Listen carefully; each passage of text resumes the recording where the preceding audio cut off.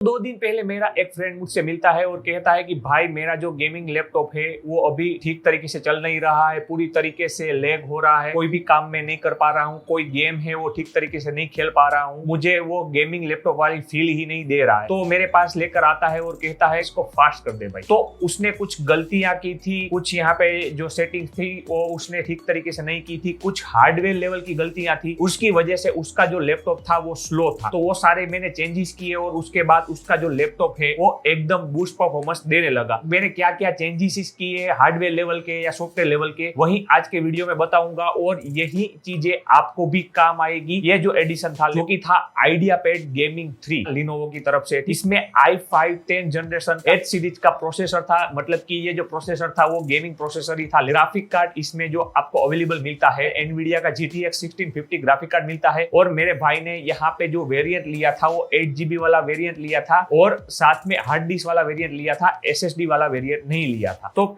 सबसे पहले तो मैंने जब लैपटॉप को स्टार्ट किया तो भाई साहब मैं कश्मीर से कन्याकुमारी तक घूमा हूं, तब वो पूरा स्टार्ट होता था, इतनी देर लगती थी लैपटॉप को ऑन होने में। ये लैपटॉप था वो बिल्कुल ही स्लो चल रहा था स्टार्ट होने के बाद भी, मतलब कि ये फील ही नहीं आ रही थी कि ये एक गेमिंग लैपटॉप है। बट फिर मैंने यहाँ पे जो कुछ थ्रेड देखे और कुछ प्रॉब्लम देखी उसको मैं सोल्व किया, वो मैं आपको बताता हूँ। जो ये यहाँ पे गलती थी वो मैंने देखी और ये गलती अगर आप कर रहे हैं तो खास ध्यान रखें, इसको आपको हटाना है। जो कि था एक थर्ड पार्टी एंटीवायरस एड था, जो कि मेरे दोस्त ने जब लैपटॉप लिया था तब से साथ में आया था। तो वो जो एंटीवायरस था वही बैकग्राउंड में इतनी प्रोसेसिंग कर रहा था कि दूसरी चीजें चलने ही नहीं दे रहा था। यहाँ पे सिक्योरिटी की बात आए तो जो विंडो अगर आप यूज कर रहे हैं तो विंडो का जो डिफेंडर है वो इनफ है। यहाँ पे एंटीवायरस काम करता है उसी तरीके से जो विंडो डिफेंडर है वो काम करता है। तो विंडो डिफेंडर आपके जो पीसी में ऑन है विंडो में, ठीक है, तो फिर आपको जरूरत ही नहीं है थर्ड पार्टी एंटीवायरस की। तो ऐसा एंटीवायरस अगर आपके पीसी में है तो उसको सबसे पहले अनइंस्टॉल करो। ऐसे अनवांटेड जो एप्लीकेशन है जो कि आप यूज नहीं करते उस सबको आप अनइंस्टॉल कर दो। मैंने भी ये जो अनवांटेड सारे एप्लीकेशन थे वो पहले अनइंस्टॉल कर दिए और उसके बाद ही सिर्फ मैंने यहाँ पे स्टार्ट किया फिर से इस पीसी को। तो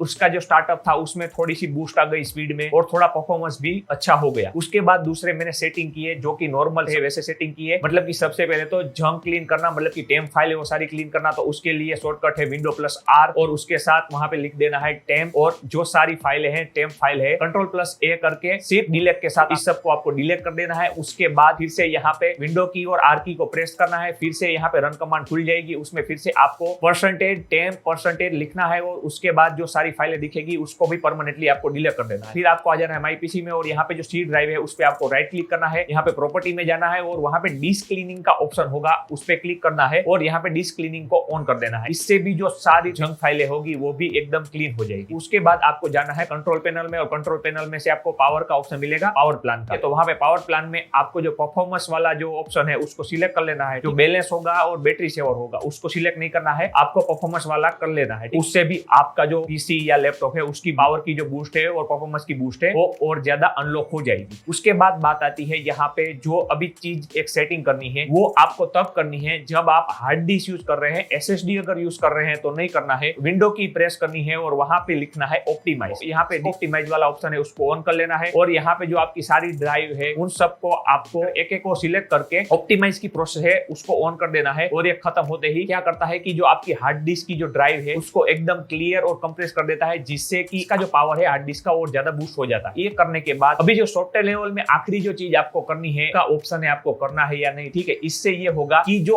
आपका विंडो है वो थोड़ा सा आपको देखने में इतना अच्छा नहीं लगेगा, थोड़ी सी इसकी खूबसूरती है वो कम हो जाएगी, फॉन्ट के जो क्लियरिटी है वो थोड़ी कम हो जाएगी, ऐसा होगा। तो वो अगर आपको नहीं करना है तो इस सेटिंग को आपको नहीं करना है। तो इसके लिए आपको सिस्टम व्यू में जाना है और वहां पे पहला ये ऑप्शन दिख रहा है इस पे आपको क्लिक कर देना है और उसके बाद यहाँ पे जो परफॉर्मेंस वाला मोड है उसको ऑन कर देना है, जिससे कि ये जो सारे ऑप्शन है उसमें से मार्क हट जाएगा और फिर आपको अप्लाई करके ओके कर देना है। तो आप देख सकते हैं कि यहाँ पे जो फॉन्ट है उसकी थोड़ी सी क्लियरिटी कम हो गई है। तो इससे जो आपका जो पूरा यहाँ पे विंडो है उसका जो टेक्सचर है वो थोड़ा सा कम हो जाएगा, थोड़ी सी क्लियरिटी कम हो जाएगी। वैसे अगर आप वीडियो और ऐसा कुछ काम करके वीडियो देखेंगे और फोटो एडिटिंग करेंगे तो उसमें क्लियरिटी कम नहीं होगी, सिर्फ यहाँ पे जो विंडो का इंटरफेस है उसमें थोड़ी सी क्लियरिटी कम हो जाएगी और इससे भी का विंडो है उसकी पावर बूस्ट हो जाएगी। और यहाँ पे मेरे दोस्त ने एक गलती जो की थी हार्डवेयर लेवल पे, तब के टाइम पे देखिए रैम तो सही थी, उसने रैम तो सही सिलेक्ट की थी 8GB, जो 3 साल पहले 8GB में काम चल जाता था। बट अभी के टाइम पे गाइस सिर्फ 8GB रैम में काम नहीं चलता है। अभी के टाइम पे कोई भी एप्लीकेशन चलाओ या कोई भी गेम चलाने जाओ तो सिर्फ 8 GB इनफ नहीं है। तो यहाँ पे इसको रैम अपग्रेड करने की जरूरत थी और उसके साथ साथ इसने गलती की थी कि SSD वाला वेरिएंट नहीं लिया था, तब उसने सिर्फ हार्ड डिस्क वाला वेरिएंट लिया था। तो मैंने उसको रिकमेंडेड किया कि एक SSD परचेस कर लो और साथ में एक रैम ले लो, जिससे कि तुम्हारा जो ये पीसी है इसकी जो पावर है वो बूस्ट हो जाएगी। तो उसने मेरी बात मान ली और मैंने यहाँ पे के लिए M.2 SSD ऑर्डर कर ली। वो वेस्टर्न डिजिटल की तरफ से SN570 मॉडल है 500 GB वाला, वो मैंने परचेस किया।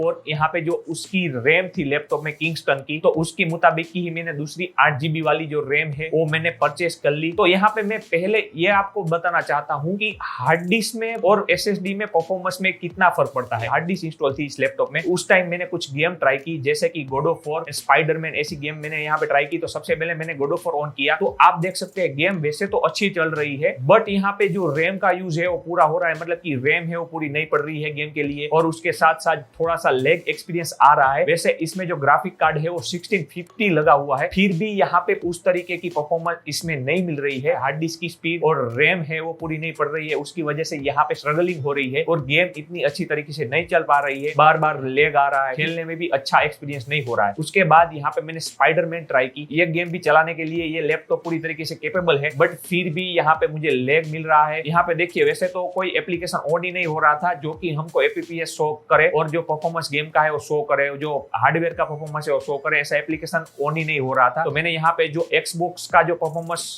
डिस्प्ले था उसको ऑन किया, बट उसमें FPS नहीं दिखा रहा था। बट यहाँ पे आप देख सकते हैं कि जो CPU और GPU का बहुत ज्यादा यूज हो जा रहा था और साथ में जो रैम थी वो उससे मैच नहीं कर पा रही थी, मतलब कि बोटलनेक हो रही थी, और उससे जो गेम है वो इतनी अच्छी नहीं चल पा रही थी। और इसमें हार्ड डिस्क थी, मतलब कि हार्ड डिस्क की वजह से भी गेम में जो लैग था वो ज्यादा आ रहा था। ये दोनों गेमें मैंने 1080p में हाई सेटिंग में ही चलाई। तो SSD तो लगाओ ही लगाओ। अगर M.2 वाला स्लॉट है, जिस तरीके से मेरे दोस्त का ये लैपटॉप है, इसमें आप देख सकते हैं कि यहाँ पे M.2 वाला स्लॉट था, इसलिए मैंने यहाँ पे M.2 SSD मंगवाई। ये एक नॉर्मल जो SSD आती है SATA SSD, उससे ज्यादा परफॉर्मेंस में अच्छी होती है, उसके लिए ही मैंने इसको परचेस किया। अगर M.2 वाला स्लॉट नहीं है आपके लैपटॉप में या आपके डेस्कटॉप में, तो वहां पे फिर आप SATA SSD परचेस कर सकते हैं। और यहाँ पे जहाँ पे हार्ड डिस्क अटैच आती है देख सकते हैं, वहां पे आप इस तरीके से SSD को अटैच कर सकते हैं। SSD अटैच कर दी, उसके बाद मैंने यहाँ पे रैम है वो भी दूसरी अटैच कर दी, जो 8 GB वाला वेरिएंट यहाँ पे मंगवाया था, किंगस्टन की रैम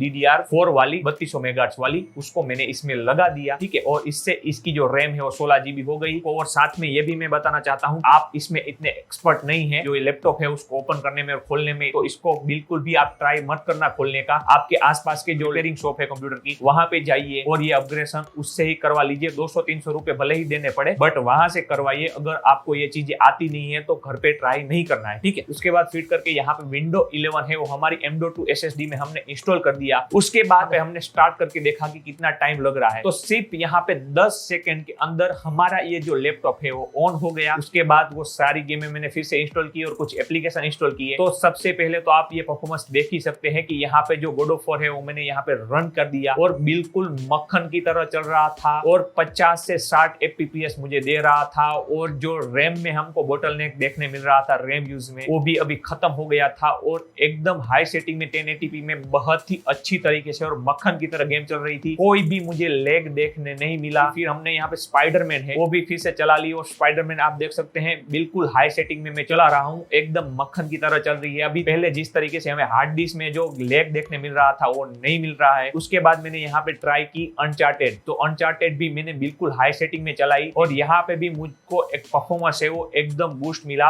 और एकदम मक्खन की तरह गेम मेरी चल रही थी। फोटोशॉप में यहाँ पे बहुत सारे अलग अलग फोटो यहाँ पे ऐड किए, उसमें कुछ मैंने यहाँ पे इफेक्ट डाले, बैकग्राउंड अलग किया उसकी, जो कि हम नॉर्मल फोटोशॉप में सारे काम करते हैं उससे थोड़ा ज्यादा काम मैंने वर्क दे दिया। ठीक है, एक साथ 4 फोटो में यहाँ पे वर्क हो रहा था, फिर भी एकदम मक्खन की तरह फोटोशॉप चल रहा था। अभी बात आती है यहाँ पे प्रीमियर प्रो की, तो प्रीमियर प्रो में भी मैंने एकदम 4K वाली जो फुटेज थी वो डाली। फिर यहाँ पे मैंने उस तरीके से आप देख सकते हैं यहाँ पे 11 अलग अलग टाइप की लेयर क्रिएट कर दी, उसमें फुटेज डाल दी, मतलब कि जो नॉर्मल लेवल में हम नहीं काम करते हैं उससे ज्यादा इसको टास्क दे दिया। उसके बाद मैंने एडजस्टमेंट लेयर डाली, उसमें मैंने कलर करेक्शन किया। उसके बाद जो हाई ग्राफिक डाले, नॉइस रिमूवर डाला, जिससे कि आप देख सकते हैं बिल्कुल रेड लाइन आ गई। इसका एक एकदम जो आखिरी लेवल का जो मैंने दे सकता हूँ इतना यहाँ पे इसको मैंने एक साथ टास्क दे दिया। उसके बाद मैंने इसको रेंडर में डाला गाइस। तो पहले तो मुझे 1 घंटा रेंडर का बता रहा था, 30 मिनट के अंदर अंदर ये पूरा रेंडर हो गया। मेरा इस वीडियो का सिर्फ एक यही टारगेट था कि मुझे आपको ये बताना था कि जो कंपोनेंट है उसको आपको सभी को एक दूसरे से मैच कर कर खरीदना है, तभी